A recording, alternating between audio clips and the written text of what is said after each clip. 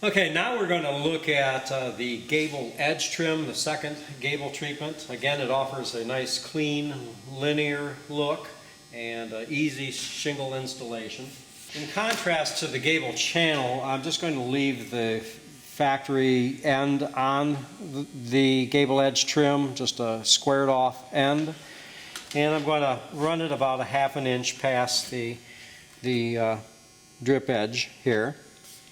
I want to make sure that I'm able to look down and identify the center line and make a mark right at the top corresponding to the point at the center of the ridge and at the center of the two gable sections. I'm then able to mark my center line on the face, and again I can do this on the ground once I have this point. I'm going to run this first piece long, so I'm going to do a diagonal cut there, and then I'm going to leave this about a ½ an inch long, and then along the roof plane here I'm going to angle that up on top. I'm going to leave myself a tab. I'm going to make myself a tab that's going to bend over and be inserted into the gable edge trim coming from the other side. And I want to come about 2 or 3 inches over the ridge to be able to fold over.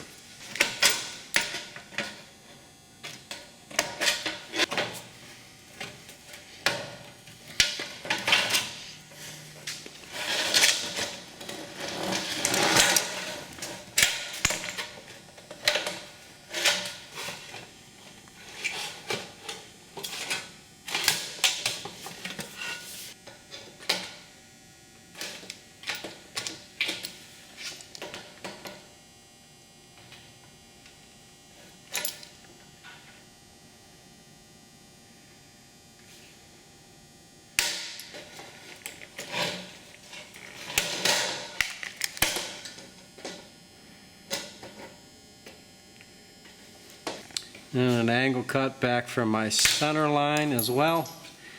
And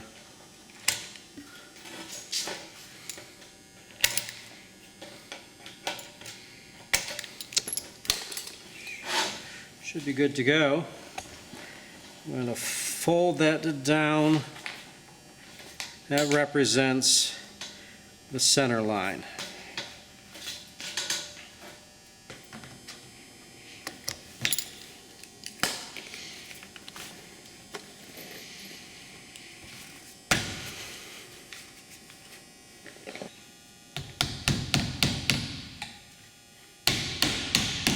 Okay, now we come to a situation where we're going to have the gable edge trim installed along the gable, but it's going to be short of the length that's needed to reach up to the ridge. Before I put this in place, it's going to be helpful for me to open up this bottom hem with a Stanley knife or a screwdriver. Just again, so I can nest the other piece into it.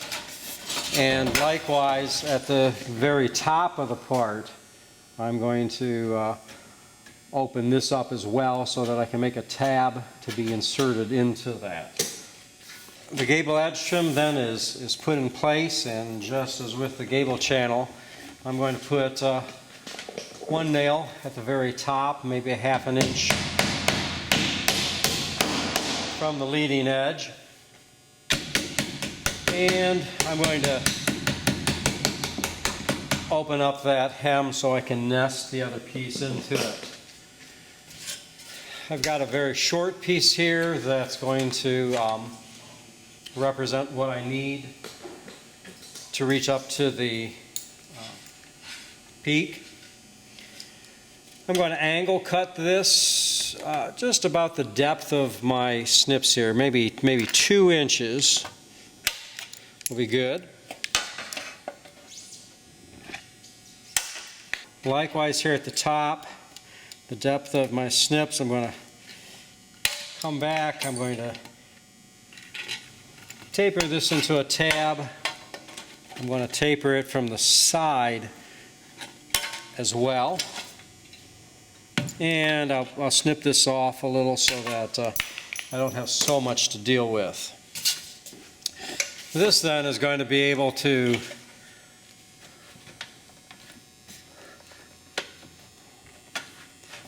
lap over, and once I get this started, because I've snipped this tab off, now I'm free to concentrate on getting it inserted. Now I'm free to go ahead and mark the point that's going to correspond to the very peak. And again, I'm going to take my sliding T-bevel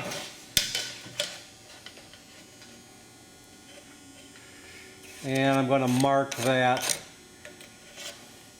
for a plumb cut.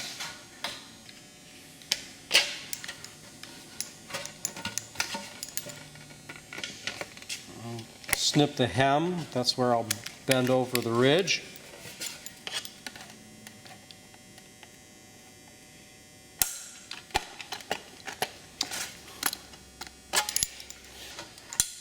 Cut some of this extra material out of my way in order to be able to make the rest of that cut.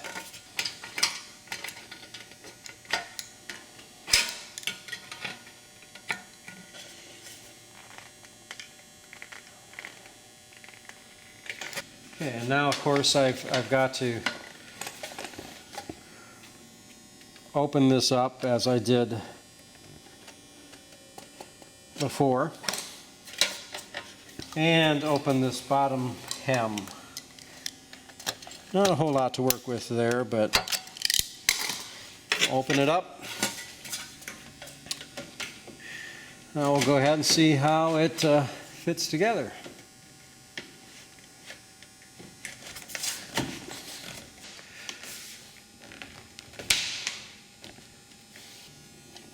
Okay, at this point we have joined the two pieces together, and the plumb line is centered on the gable. I've lapped the top over, and again I'm going to run a bead of sealant under this and then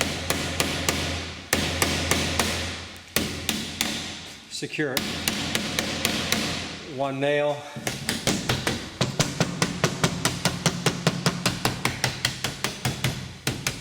And wrap my hems around.